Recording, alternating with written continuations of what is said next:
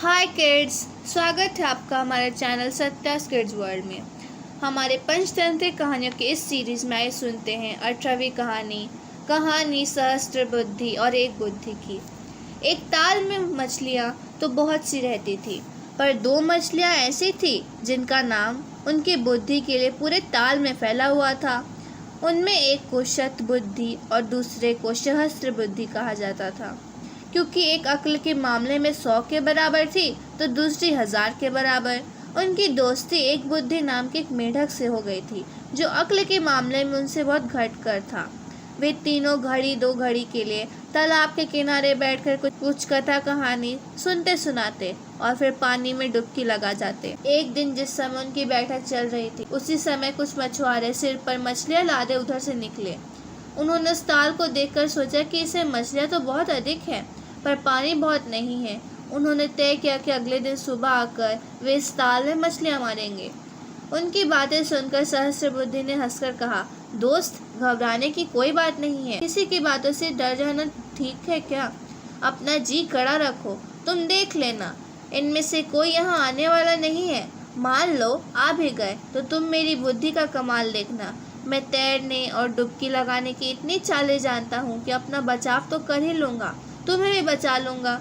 शत बुद्धि को बात जची, बोला, आपको जो सहस्त्र बुद्धि कहा जाता है वह कुछ गलत तो है नहीं। बुद्धिमान लोग तो झट वहाँ भी पहुँच जाते हैं जहाँ न वायु जा सकती है न सूरज की किरणें। मुझे आप पर पूरा भरोसा है। किसी की धमकी से भी बाप दादों के समय से चला आ रहा निवास, जो हमारा जन्म स्थान भी है, छोड़ा तो नहीं जा सकता। जन्मभूमि क्या कोई मामूली चीज़ है? कहते हैं यदि किसी का जन्म किसी खराब जगह में हुआ है तो उसे वहाँ जितना सुख मिलता है उतना स्वर्ग में भी नहीं मिल सकता। इसलिए हमें अपनी इस मातृभूमि को कभी नहीं छोड़ना चाहिए। फिर कुछ अक्ल तो मेरे पास भी है ही, और वैसे ही दिनों के लिए तो है।